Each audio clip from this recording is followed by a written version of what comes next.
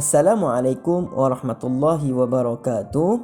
InsyaAllah bagi mata pelajaran sirah, kita akan sambung bagi tajuk peristiwa Isra' dan Mi'raj. Baik, di dalam buku teks pada muka surat 48 unit ketiga, Rasulullah SAW diisra'kan ke Baitul Maqdis.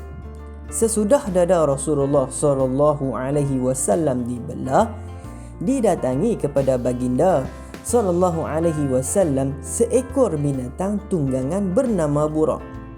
Burak ialah sejenis binatang yang berwarna putih. Haiwan ini lebih besar dan tinggi daripada keldai, iaitu himar, dan lebih kecil dan rendah daripada baghal. Baik, baghal nanti Ustaz akan teranglah, ada bawah tu info tentang apa itu baghal. Kemudian kedua-dua pasang kakinya terletak di penghujung punggungnya. Kelajuannya dengan kudrat Allah Subhanahu wa taala boleh menempuh jarak yang jauh dalam sekelip mata sahaja.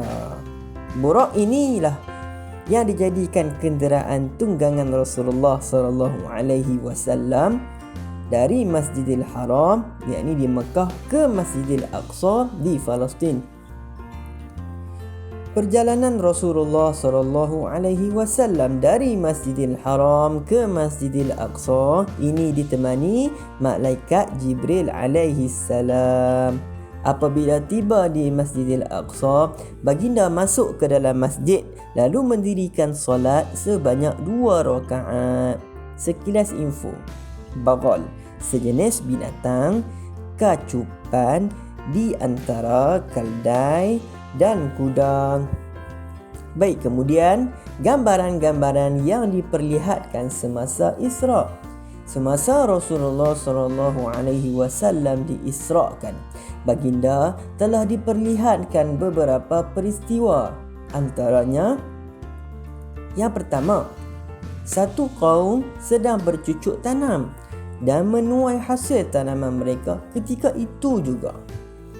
Mereka itulah orang yang berjuang atau berjihad fi sabilillah. Itu orang yang berjihad di jalan Allah. Allah Subhanahu wa taala telah melipat gandakan kebajikan untuk mereka sehingga 700 kali ganda, bahkan lebih lagi daripada itu. Baik, yang kedua, seorang lelaki sedang mengumpulkan kayu-kayu yang besar. Kemudian dia memikulnya tetapi tidak berdaya. Dia menambah lagi kayu tersebut dan cuba mengangkatnya, namun masih tidak terdaya. Ini merupakan gambaran umat baginda yang suka menerima amanah orang, kemudian tidak mampu untuk memikul dan menunaikannya. Akan tetapi, walaupun gagal melaksanakan amanah yang sedia ada, namun dia tetap terus menambah beban supaya semakin banyak. Yang ketiga, segolongan manusia sedang menggunting lidah dan bibir mereka. Setiap kali bibir dan lidah mereka digunting, setiap kali itu jugalah lidah dan bibir itu akan tumbuh kembali. Mereka terus menerus dalam keadaan seperti itu. Ini merupakan gambaran umat baginda yang suka melakukan fitnah. Fitnah ni kita kata ke orang satu benda yang orang tu tak buat pun. Satu benda yang buruk, kita nak memburukkan orang padahal orang tu tak buat pun. Itulah fitnah.